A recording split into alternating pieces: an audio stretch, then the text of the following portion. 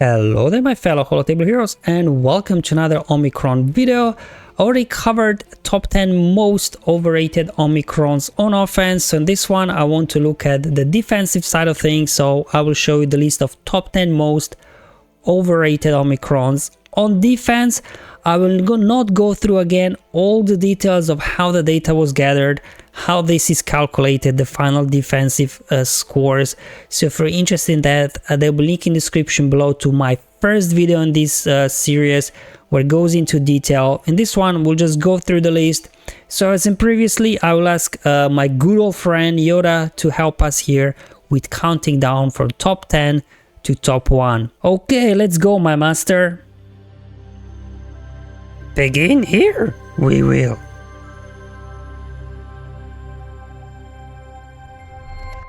So starting off, the top 10 most overrated Omicrons on defense is the unit that was most overrated Omicron on offense. The question is, which Omicron is it?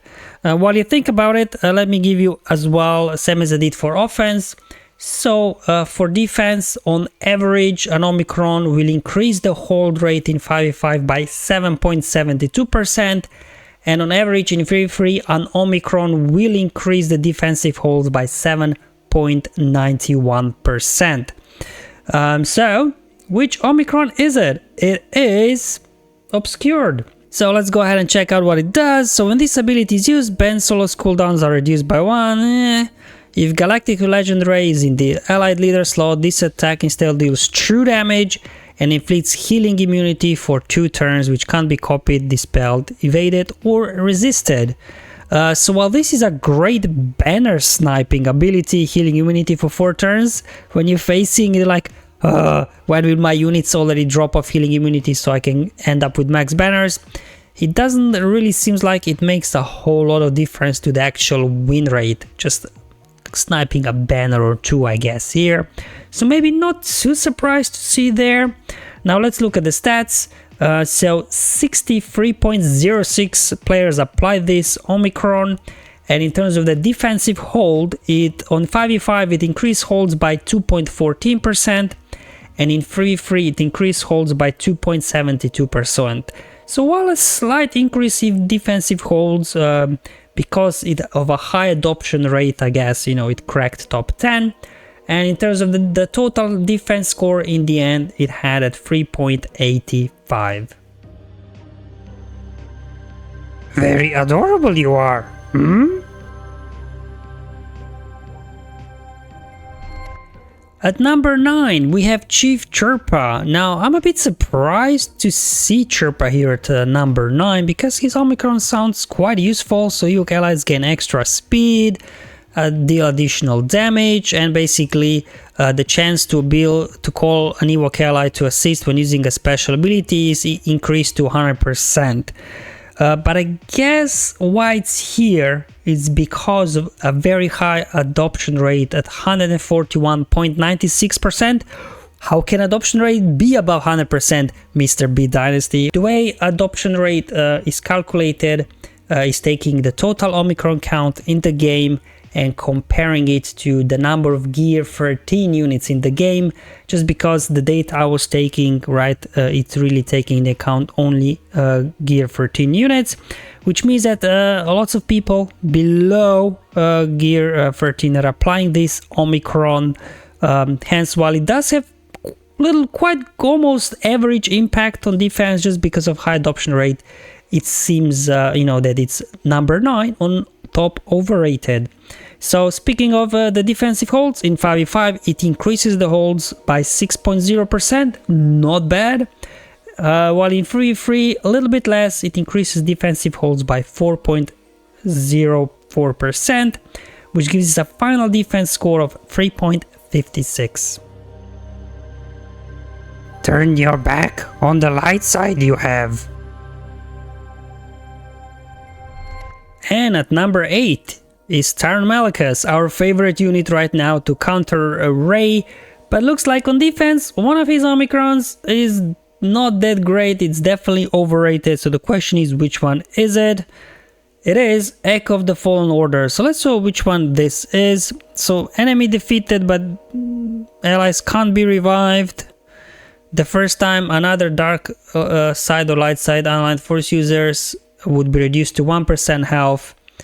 They recover protection, health, gain that. Well, it's a lot of words. So basically it's a damage immunity one, right? Which I guess makes sense, because when you see Malakos on defense, what you normally use to take him down, I don't know, I usually see Eternal that has an insta-kill anyway, right? So maybe not too surprised, while this is an absolute brilliant Omicron for offense. Looks like on defense, not doing a whole lot. So, in terms of the adoption rate, 72.58%. So quite high adoption rate. Again, understanding this is a great Omicrons for offense. Not on defense, however. In terms of the hold rates, in 5v5, it increases the hold rate by 2.22%. And in 3v3, it increases it by 2.06%, giving it a final defensive score of 2.95. My clone troopers, stop you will. And at number 7, Stab. Now, same like Bo-Katan and Bane, very new unit. So the data that we are having now, it's probably not accurate very much. But anyway, before I go into the actual data for this Omicron, let's go ahead and check out what it does. So Stab gains a bonus turn at the start of the battle, an additional bonus turn whenever an enemy takes their first turn. When Stab gains overcharge or allies gain max health. For the rest of the battle, enemy clone troopers have minus 30% offense. So I guess he's kind of anti-Bad Batch, I guess. Man, this does a lot of stuff. Okay. Well, I'm not gonna read all of it. But it looks like quite a useful Omicron to have. Now, I think the reason why it's here is because of its adoption rate, which is 251.42%. Which means that, like, what, 2/3 of Omicrons applied are actually gear 11, gear 12 or below. Hence, you know, while it does have increase in whole defensive holds, because of such a high adoption rate, you know, comparing to that, seems a bit overrated. And in terms of defensive holds, in 5v5, it increases the holds by 5.57%. And in 3v3, it increases defensive holds by 7.28%. So you can see it's almost on average in terms of the defensive holds. And then the final score for this Omicron is 2.56. Let go of the past, you must.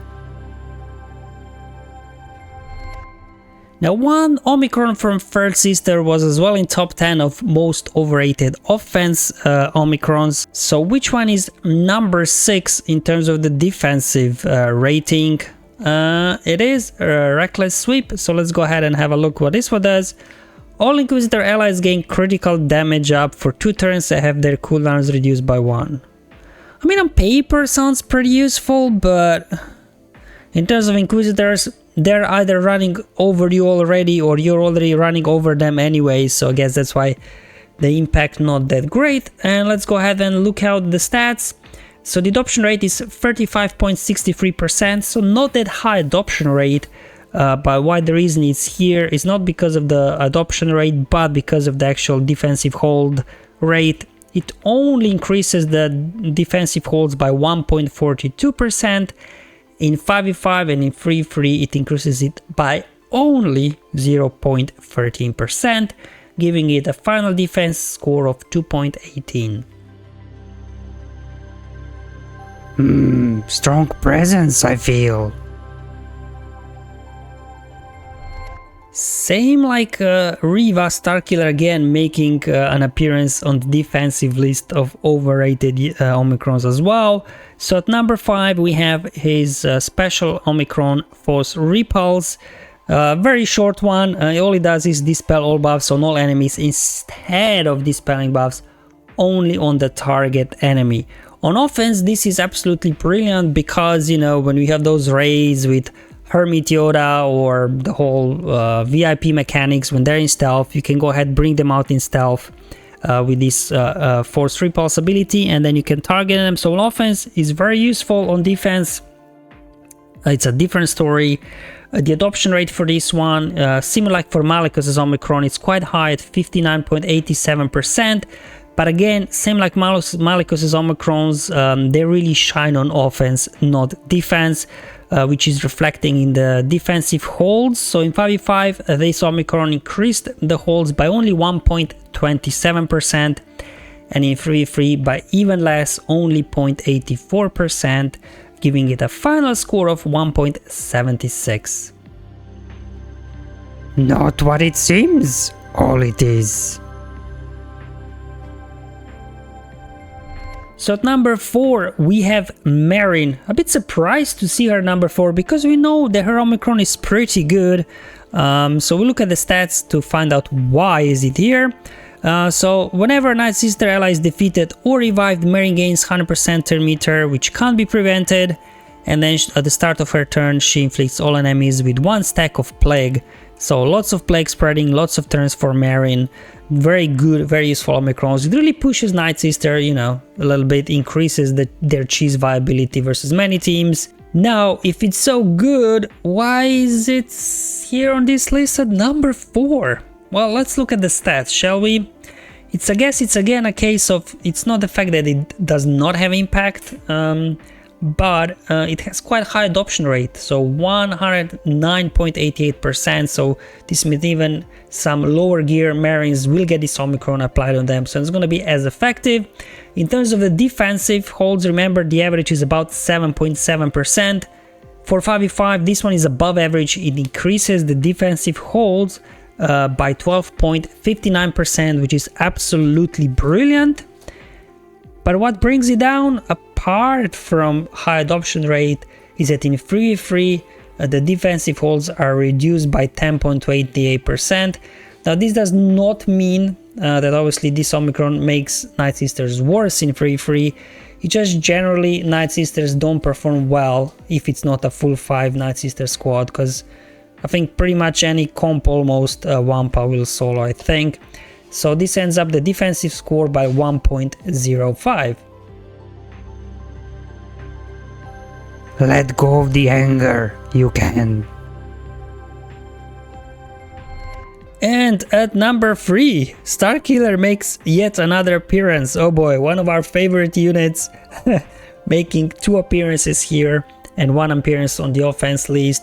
But obviously we know that there is so much conflict in you. Is the real Omicron here. The other 2 are just nice to have. Now the Omicron that here is at number 3 again is the one that was on the top 10 for offense as well. While Unleashed, dispel all debuffs on all allies, buff immunity, healing immunity. Well, if it's not going to be useful on offense, it's going to be, I guess, even less useful on defense, where AI is using it. Giving you some stats for this one. 54.3% people apply this Omicron, and while hold rates are increased only marginally, so in 5v5 by 0.3% and in 3v3 by 0.51%, giving it a final score of 0.75. Before have we met? And at number 2, Margles makes his appearance. I think he was twice on the offense list, so I guess having it only 1 on defense list is a bit of a progress for the guy. So once again, Korriban's legacy in terms of defensive purposes, not making a whole lot of difference, while having a high adoption rate of 72.77%. In terms of the holds, in 5v5 it increases holds only by 0.72%. And in 3v3 it actually reduces the holds by 0.51%. But again, reduction in data does not mean Omicron makes any unit works. Any Omicron will make any unit actually better. It's just there are other circumstances in the data that affect this. And then defensive score at 0.14. Proud your father would be.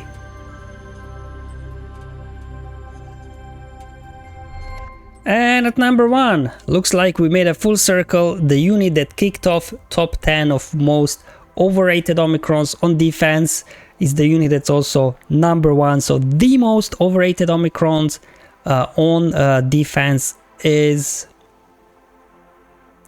redeemed. So that's the unique that ignores protection again. That niche case aside, where I remember where the enemy had this Omicron applied, I did a Ray mirror match, enemy ban went, boom, ignoring defense, extra 100% more damage from Datacron, and the enemy ban one-shot my Hermit Yoda while in stealth. That was painful. So again, very niche use cases for this Omicron, so not surprised to see it here. In terms of the data, 37.77 adoption rate, and then in terms of 5v5 defensive holds, it reduces defensive holds by 1.29. Again, I'm not saying it makes things worse, it's just the data how it is. And then in 3v3, it does increase the holds by 0.63%, giving it the only negative defense score on this list at -0.87. And there you go, guys. That was 2 lists, so top 10 most overrated Omicrons, both for offense and defense. I'll be doing the same list, but for most underrated Omicrons on offense and defense shortly after this one. Hopefully I'll see you there, but until then, have fun, enjoy life, and may the RNG be with you, my friends.